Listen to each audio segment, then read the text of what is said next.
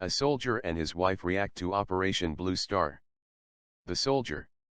I came from Bhathinder district in Punjab. In my family there were 3 brothers and 1 sister. We were not a very religious family. My father had unshorn hair, but he was not a baptized Sikh. We were very far from religion and politics, both. In 1984 I was employed in the Indian Army. I worked at the Bhathinder railway station as senior clerk. When I heard that the army had invaded the Golden Temple, I felt very shocked and hurt, even though I was not a religious-minded person. As I was the senior-most man in the detachment, I heard on the radio what was going on during the attack. Everything was under curfew, so I couldn't really see what was happening outside. I heard on the radio that as news spread about the attack on the Golden Temple, Sikh soldiers were deserting their posts and marching towards Amritsar. Then the BBC started reporting that the mutineers who had left their posts were being arrested and killed on the way. The thought came to me and the other Sikhs, that the government might kill us here and now, so why not march to Amritsar to try to do something for our religion? We thought like this, but we didn't go. We just listened on the radio and talked and talked. After this I became a voracious reader. I tried to get as many Punjabi and other newspapers and magazines as were available. I tried to learn everything I could about my religious tradition and my community. Then I realized that Sikhs were being killed everywhere, and that they were discriminated against in every sphere, and my religious emotions started becoming more intense. On October 31st, Indira Gandhi was punished by Beant Singh and Satwant Singh for her misdeeds. Sikhs all over India were then murdered cold-bloodedly in retaliation. I was employed at the railway station, and trains used to come there with all the windows broken and dead bodies inside. Some who survived told gruesome stories. After listening to them and after seeing what was happening, I couldn't hold my emotions back. That was such a painful experience. The Sikh soldiers, who were coming in on trains and stopping at my station, kept asking me, "Tell us, what should we do now?" But I advised them not to act in emotion, otherwise we would all get killed, too. We have to be organized and do something collectively, I said. My superior officer, who was a Hindu, kept telling me, "Why are you stopping the Sikh soldiers and not letting them go to their assigned duties?" I told him, "The mobs are out to get them, and they will be killed if I let them go." Then I started using my authority and sanctioned these Sikh soldiers' leave applications. I told them not to go any place at all, to stay right where they were. In the 2 days following the punishment of Indira Gandhi, I must have stopped around 200 young Sikh soldiers, who otherwise would probably have gotten killed traveling on trains. Some amongst them were so young and innocent, so unaware, they said, "Why are you stopping us from the performance of our duties? We might be held negligent, so let us go to our posts." But I told them, "You can only be punished for negligence, if you arrive alive there. You will likely get killed on the way, so life is more important than duty in this case." After that episode, I decided to get baptized as a Sikh. My whole family was baptized along with me. The Hindu officer in charge, however, got annoyed at this action and had me transferred to Rajasthan. I stayed there for almost a year, and through my newfound missionary zeal, about 40 out of the 70 Sikhs in that area started to grow their beards and gave up alcohol. Finally my Hindu OC there got annoyed as well, and sent me off to the Madras regiment, where there were no Sikhs at all. After some time the OC there, also a Hindu, told me to either stop my religious activities or take retirement. "You can't stay in the army preaching Sikhism," he said. I had been transferred 3 times within 2 years, and it was difficult for my family too. So I went back to my home in Bhathinder, and started a small-scale business selling refrigerators. By 1989, I became known in my area, and I became press secretary for the Akali Dal, the political party of the Sikhs, for my district. After a year I became that organization's general secretary. We tried to work for the Sikhs through democratic means, demonstrations, processions, rallies, and so on, to convince the government that we have some rights as Indian citizens too. We argued that our rights should not be violated. One time when our Akali Dal leader, Simranjit Singh Man, was visiting Bhathinder, to attend a rally, police surrounded us and without any warning started beating participants in the rally. Simranjit Singh Man was beaten so badly he was taken to the hospital, and stayed there for many days. I myself was wounded when I tried to protect Man, and then I was arrested as well. The police charged us with canes, and 9 people were seriously injured, one succumbing to his injuries later on. After that we used to try to help the villages, where people had been victims of police harassment, and we used to help the families of those killed, imprisoned, or tortured with money or in other ways. Once we conducted an agitation for a sewer system for Bhathinder, which had been part of municipal planning but was eaten up by corruption. We were successful in that agitation. At that time, I still believed that things could be achieved through the political process. That was what I thought, so I didn't participate in the militant side of the Sikh struggle. But the price for that adherence to peaceful means was that I was taken to the police station, beaten mercilessly, and tortured there. When I and others protested another Indian Army action against the Sikhs, Operation Black Thunder, we wore black flags on our arms, and tied cloths around our mouths. I was arrested and thrown in jail for 1 month for that. We were not permitted to even hold peaceful rallies or conventions. Whatever date would be announced for our action, we would be arrested before that, and we would not be allowed to reach that engagement. The police and the army were disrupting the peaceful process which we at that time believed in. Youngsters in our organization, who were being harassed day in and day out, they went into hiding, and most of them ended up in the armed struggle.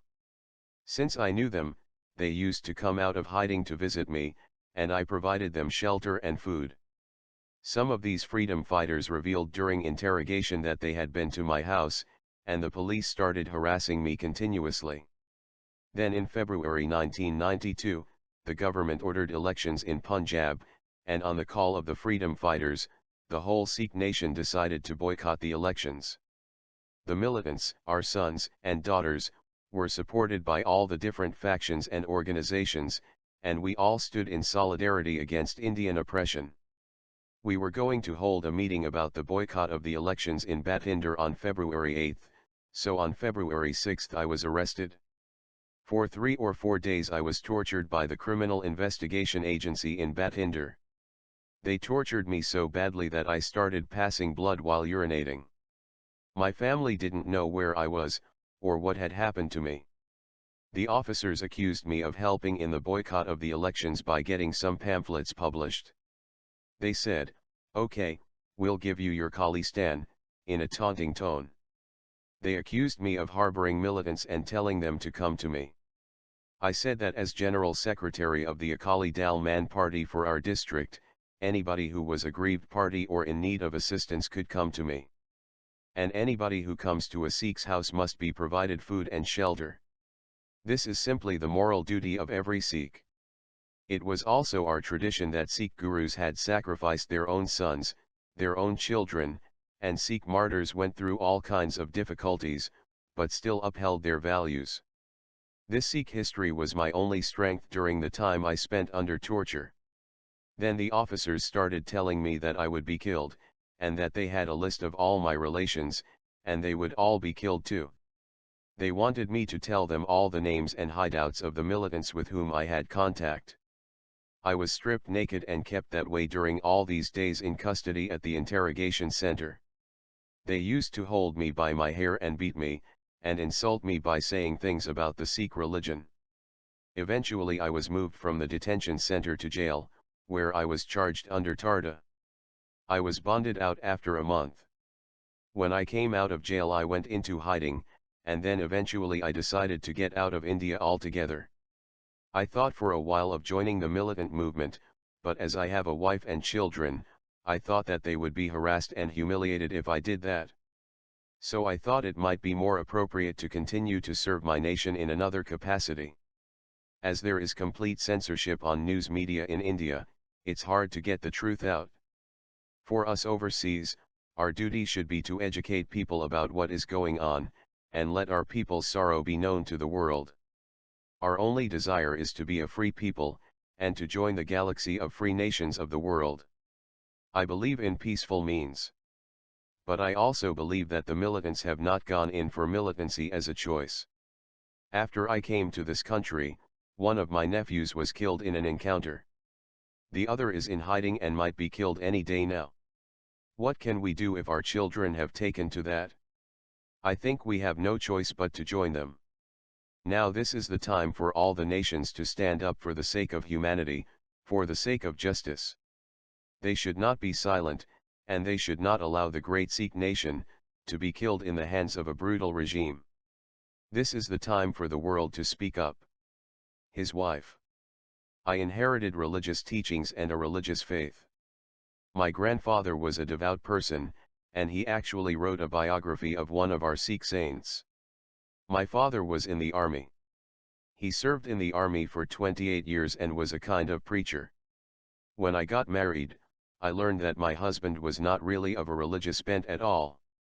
Due to his influence, I also veered away from the religious path. It was a fire of modernism which engulfed me in those days. But when we heard that the Golden Temple had been attacked, we were really shocked.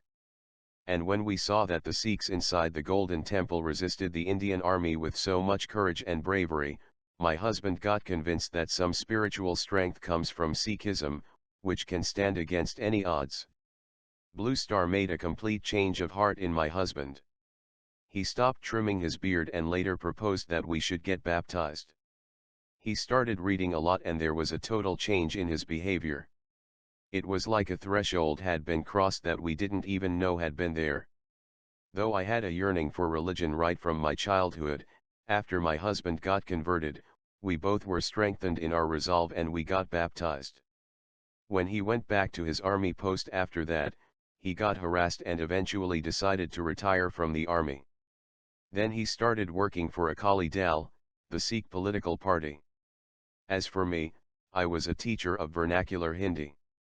I also used to teach my students about how they could defend their religion and what they needed to do. Some of the people opposed me and came to see my principal about the things I taught. Sometimes people would write my name on the walls, and whenever anything bad happened they would say I was behind it. And while I was teaching, I also helped my husband in his political work, and became convinced that the militant struggle was the only way to obtain our rights. Militants don't come out of the womb of a mother. It is the system, the circumstances, that have converted them. The young boys, those who have time to read, to enjoy life, to travel, if they are in hiding all the time awaiting the hour of their deaths, who can say what they will choose to do? Who chooses that kind of life? It is a compulsion. We fully sympathize with them, and we support them since we believe that they have no choice. The Indian government is our enemy, and it is clear that we cannot live with them. If they are calling us terrorists or something like that, it doesn't make much difference as they are our enemy, and they can be expected to say anything. That only makes us more firm in our resolve that we can't live with these people, and the only solution for us is an independent sovereign nation. After my husband came to the United States, police raided our house many times. They used to jump over the walls, come inside, and ask whether militants come to the house. One day one police official, drunk, came along with 4 constables. They said that my husband in the United States was active in political activities there, and none of my relatives would be spared. He asked for a list of all my relatives, saying that he would keep it in his pocket. He said that if any of his bodyguards, or any of his police were hurt in any way, he would kill all the relatives on that list. I got scared on that night and thought it would not be safe to stay there. I thought they would deal with me as they deal with others, and that is that they enter the houses and rape the women. So I left my house with my children and went into hiding. 5 or 6 days later police came and broke into my house. They took all the furniture and everything else that was left. I was glad I wasn't there, or I would have been raped or humiliated in other ways. Thank God my honor was saved. I don't fear being killed, but I don't want to be dishonored. My husband and I haven't come to this country out of fear, but out of desire that the world should know what is going on over there. There is such firm control in India, that the news about Punjab is totally suppressed. We expect that the government of the United States and all human rights groups should help us in achieving our freedom. We are very broad-minded people, we are very nice people, we will have a nation of noble people. We will even forgive those who have done these wrongs, but at all costs we must get our freedom. We want to live in dignity and honor. That's what the whole Sikh nation wants. As for my sons, I'll feel proud if they get killed for a holy cause. Everybody has to die, but those who die for honor never die, for they are immortal. When some Sikh women were in the custody of the Mughal emperor in Lahore, their small sons were put to death right in front of their eyes. They were thrown onto swords, and their bodies were chopped up and made into garlands, and the Sikh women had to wear these necklaces made of the chopped bodies of their children. With folded hands they thanked God that their children had stood the test of their faith and had died bravely. I have only 2 sons, and if they get sacrificed it will be the great grace of the Guru, that we will be able to give back what was the gift of God to us. As for Operation Blue Star, I can say that it gave us a rude awakening. It became clear just what the place of Sikhs was in India. Nobody could avoid facing up to the basic fact that we had no safe home there anymore. I therefore thank the Indian government for that.